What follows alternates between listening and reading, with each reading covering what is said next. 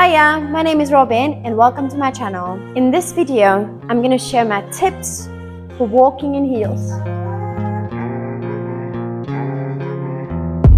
I have added the timestamps down below so you can skip into any particular moment of this exercise. First of all, you need a pair of heels to do these exercises. My shoes are from the brand Hiya. I do have a little discount code, Robin15. If you want to use it, I do make a small commission, but no pressure whatsoever.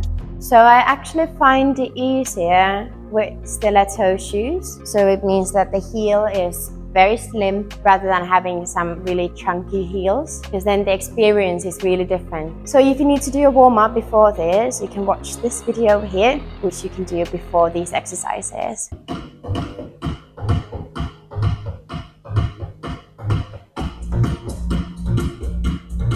So basically, you want to roll through your feet.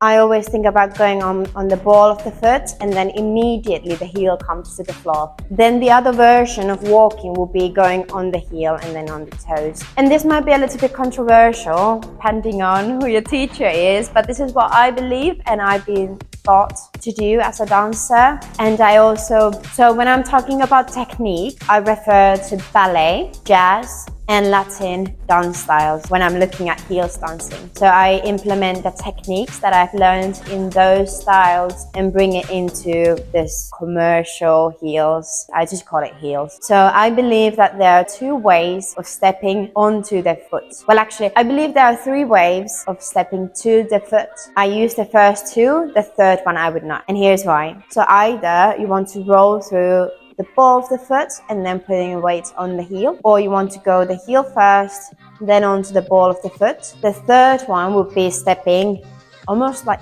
I would say stomping.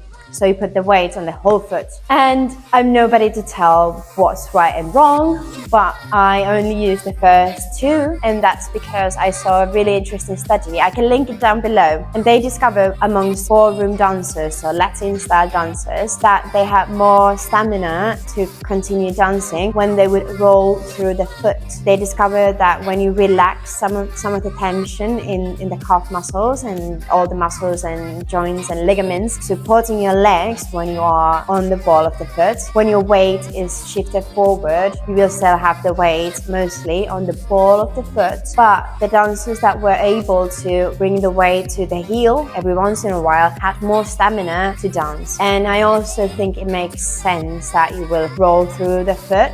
So I will show you the version where we go on the ball of the foot and then we put the heel on the floor. It's this one. So we want to work in a small turned out position, and we will use this rotation of the hip in the walks. We always step on a straight knee. So we step on a straight knee.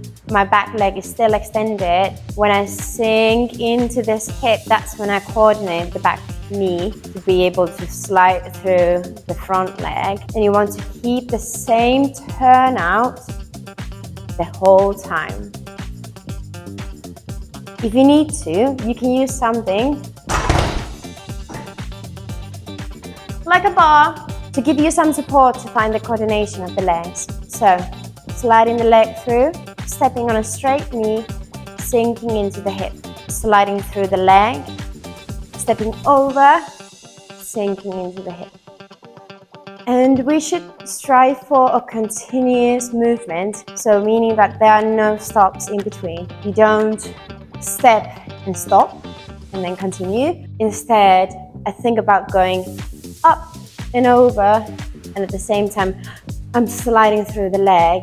What we also want to think about is really traveling through the space. So when you're extending the leg to step on it, slide it like 1 inch even further before you step on the leg. So you're sliding the leg. This is also called kind of like the showgirl style of heels. So you go on the ball of the foot, but you immediately put the heel on the floor. What we want to do is that we extend the leg, step on it, thinking about going up and over. Then when you have your whole weight on the front leg, you will rotate the hip back. You will really sit into the leg, but resist with the turnout on the back leg. Because when you keep the turnout, you can just immediately go through through your bevel, slide it through and step on top of it. So I want you to think about rolling through the foot, thinking about going up and over, going on a straight knee, shifting the hip and having a rotation in your spine, in your torso, using your shoulders and your hips. So the first thing is sliding the foot. So stepping onto the ball of the foot, heel comes over. The next one was keeping this little turnout the whole time. So when you're stepping on the foot, it's turned out. You still keep the turnout in the back leg, slide it through. Keeping the turnout, sliding it through. The third thing is that you need to keep your knees extended. They need to be straight. The only time that you will bend the knee is related to the next movement. You are allowed to bend the knee when you are rotating the hip. So that means having the coordination of stepping up and over, rotating the hip, sliding the back leg through. That's when you need to bend the knee so that you can pull it through and step on it. Going up and over is going to help you when you have a straight knee. You want to go there, yeah? Going over as you're traveling through the space. Think about somebody having their hands on your lower back and they're pushing you through the space. Then we have the hip rotation. So for you to see, I will keep my hands here. I will go over my right leg. And you see that I'm sinking into my right hip and I add this rotation to the back.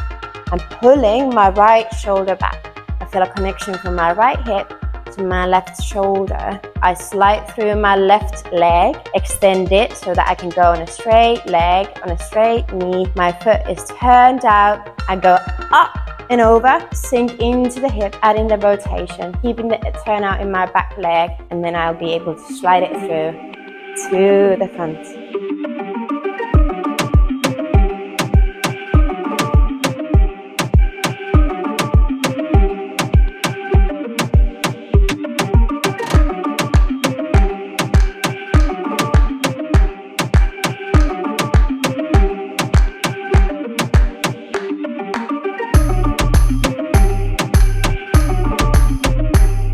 Those were all the steps. Good luck with practicing. I hope you learned something new. I believe there are two ways of walking in heels.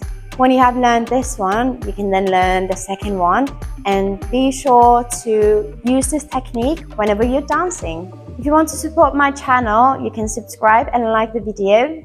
Yeah, until next time, ciao!